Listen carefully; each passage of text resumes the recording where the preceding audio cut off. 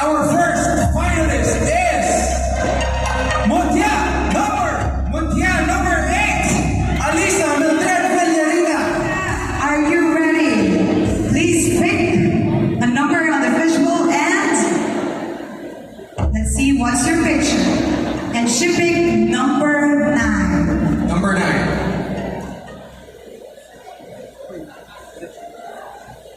The picture shows an individual who is being silenced.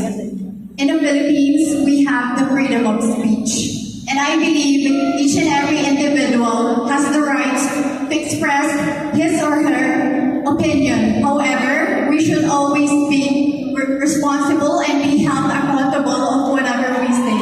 So we should remember to always think of our opinions, whatever we say, whatever we express, and remember that our opinions matter most. Thank you.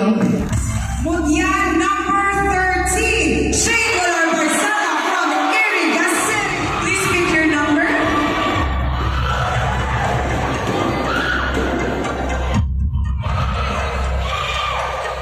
And she picked number 6. This picture really resonates in my heart as an advocate for the welfare of our children. I am a licensed professional teacher and always say to my children, to my students, that let's go forward.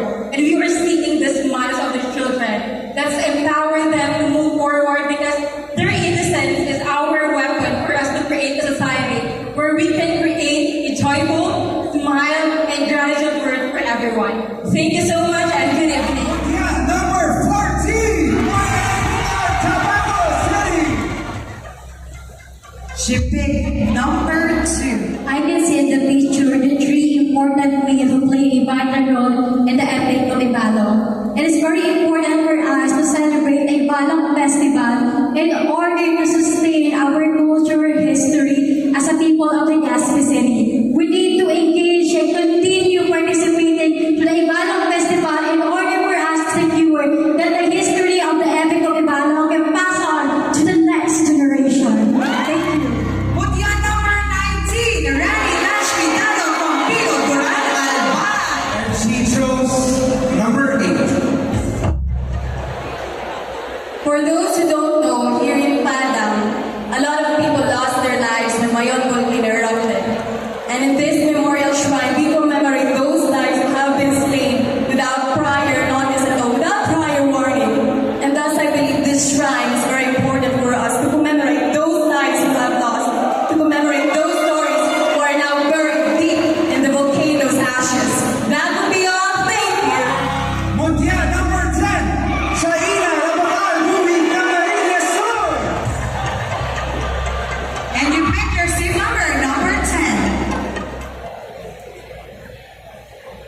The picture that we see here is all about the digital era that we are in, and we are all aware that digital era is advancing on a daily basis, which is why if I were to give an advice to everyone who's using social media and other of its platforms, it's to use it responsibly, because it is up to us on how we will use it, either responsibly or irresponsibly. But at the end of the day, it will be an advantage for us if we choose it. Thank you. Muntia number 18, Ori Veloso from Legazpi City.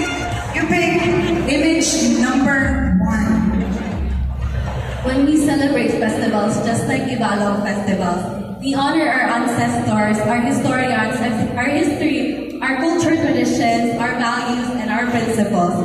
And in a way that we realize that what brings us together as human beings is the togetherness. What brings us together is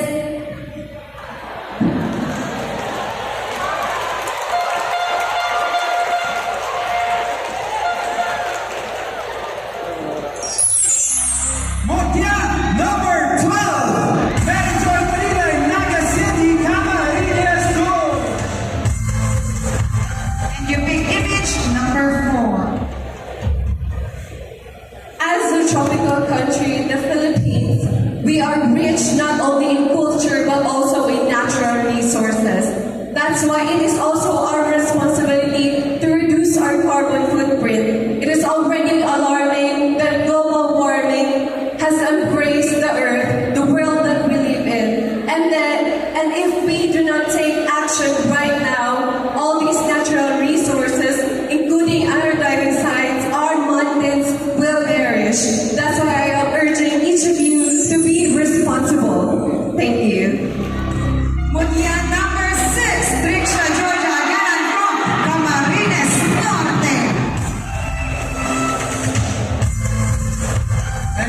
chose number 5.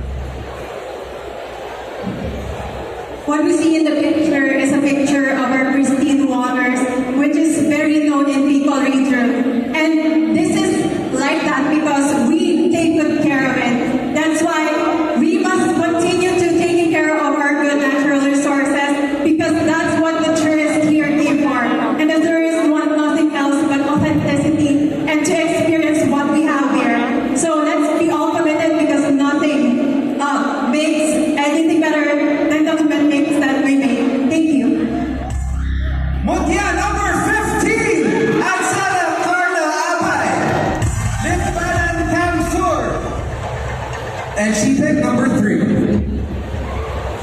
What I see in the picture reminds me of faith of all Albayanos. And it is really important for us to give faith to God because whatever obstacle we conquer in life, we know that we have Him.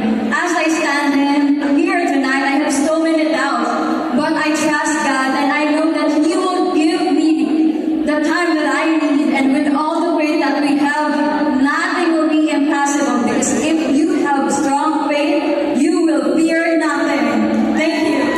Last call for the top 10 goes to Mutia number 20. Rica Chapin Yama from Sorsogon Province. And she picked number 7. The picture depicts a farmer. As a daughter of a farmer, I believe that every farmer in our society is integral because agriculture is an integral part of our society. And our farmer are the first person who provides our basic necessities such as food. And I believe that our farmers should have